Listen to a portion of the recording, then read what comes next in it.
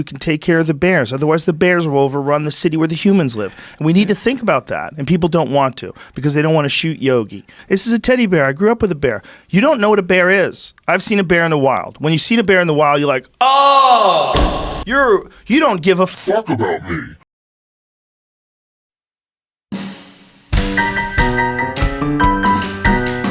Don't you say I did. You got pretty eyes. You can find an elk carcass when it's underwater, and polar bears can smell a seal through 3 feet of ice. Oh, Jesus fuck. 3 fucking feet of ice? Christ. Oh, my God. That's insane. 3 feet of ice. That is a fucking monster. Imagine if you were in a big concrete building and it's 3 feet thick and there's a bear on the outside going, meat. If that was a monster movie, you'd be like, this is insane. This monster. Their parents have already been killed and their head is just breathing. Like, don't worry, we're safe. This concrete's 3 feet thick. There's no way it can smell us. And it's outside. I smell you. Oh, he talks too? What the Before you go after the real thing you're trying to eat? One of my favorite videos is watching harpy eagles kill sloths. There's a fucking great story recently of a guy. He's a musician, and he was recording sounds of nature, and he fell asleep, and a bear ate him. So this recording of him getting eaten. There's a great video of this Komodo dragon. He's got this monkey's feet and tail hanging out of his mouth. He's going...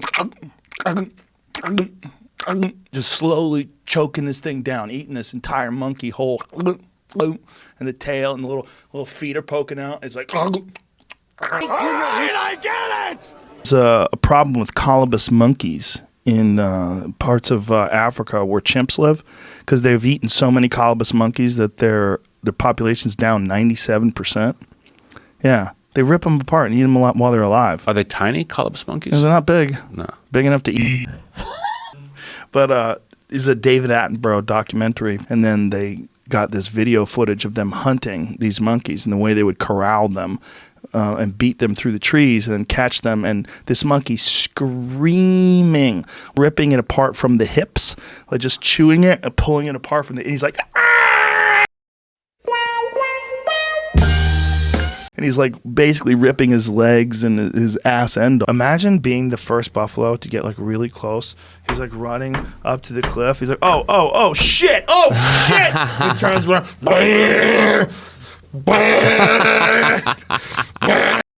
Guys, check out my new favorite channel. It is so good. Oh my God. Look at it. bears that eat those giant animals. So those bears are giant. The bears can be over 1,200, 1,500 pounds themselves. 11 feet or more. Yeah. 11 feet? 11 feet.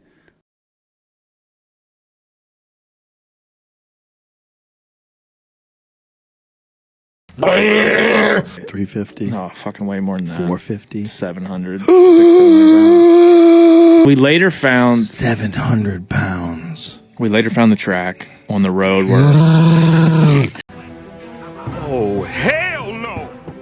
If there was as many people or chimps as there were people, it would be chaos. You wouldn't be able to leave your house. If there was as many chimps as there were people, you would never be able to get to your car. They would mug you every chance they got. They would rip your fucking feet off and fuck your ass. We're cool, man. We're from National Geographic Society. We just come to make sure your baby's okay. Fucking crazy 800-pound silverback bursting through the trees. You gotta pretend that you're a female moose that wants some dick. They're like, meow, meow. That's what the moose does. The male moose, the bull. Okay. You don't want to be like this. This is disgusting. This is awful in every way. If I could kill it, I would. But I legally can't. Hands up, hands up. That's how bad they want dick. Oh, it's a moose looking for pussy. It like gives you goosebumps. That's enough internet for me today. I am going to wash myself with holy water to get rid of all this stupidity. Time in the future where people think the same way about zoos. I think it's we're gonna realize, like, I get that you want to see them. I get it. I get you want to see them. I want to see them too. But god damn, we gotta stop doing that. Like, this is no way. Also, the problem is humans don't have any real experience with animals. We have experience with dogs and cats, which are these domesticated, weird little fluffy friends. They are not animals. We don't have much experience with real animals. And even the animals that you have experience with, they're urbanized.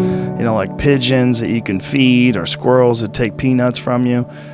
You get out into the world, and the world of the wild, of forests and mountains, and you see actual real animals, and it's almost psychedelic. There's like a weird like paradigm shift that goes through when you see a wild animal in the actual wild. Like, oh, this is where it's supposed to be. It kind of feels weird because you're in their world. You immediately adapt because now you're like, oh, what? Because that the series of tools that animal has in its world that doesn't translate in captivity, for instance, is like, wait a second, that thing can spring on me, climb up mountain, like I'm in its world now. It's to me, that's the awe of the experience of witnessing animals, because since the year and a half that expired that from our last show, you know, I had the gift of seeing dolphins in the wild. I went down to I can't remember what beach it was, but it was while I was in California, and that was my first experience. In fact, again, I'm from a small place. And then this year I was able to go to Washington State and see orcas in the wild. Now, I've jumped off orcas' rostrums into the air so high that you're looking down into a Dixie cup to land. I mean, that's pretty awesome. But there's nothing like having seen a fucking bull orca with an 8-foot mass on his back swimming next to his mother and all the... my heart sunk into my stomach. I'd never seen anything more majestic. Wow. Beautiful. Like, you're out there looking at mountains all around in nature, Tweety birds flying by while you're bathing. You know? You're not sealed off in some little fiberglass cubicle. Connected to everything. Yeah, it's a 100% different way of living life. And your perceptions change, your senses change. In the modern world, there's a lot of extraneous noise and imagery that we're filtering out all the time. You can't pay attention to everything. So you're filtering stuff out all the time, right? Right. And when you're out in that environment, it's very quiet.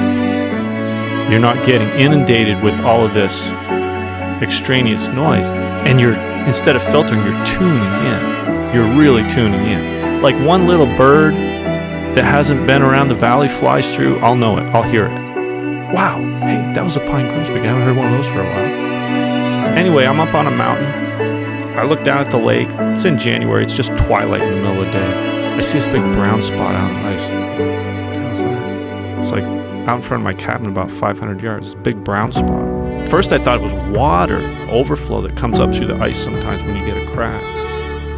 And I get out the binoculars. I'm looking and holy cow. That's a giant pack of wolves that just took something down on the lake. I got my tripod. I'm like, this is phenomenal. I got to document this. And I start walking across the lake out to where they are to get pictures of this. So I get about 350 yards from these wolves. I still don't know what the animal is that they got there. And, I can hear them. You can hear bones breaking and stuff. The wolves, it's just amazing. Yeah. And I start taking pictures. And I run out of batteries. I'm like, oh shit, I ran out of batteries. So I gotta go back to the cabin. That's like 150 yards behind me. And I turn around and start walking back to the cabin. When I get about 30 yards or so from the cabin, I look back over my shoulder and the whole goddamn pack of wolves is racing across the lake straight toward me. I'd never seen anything like it.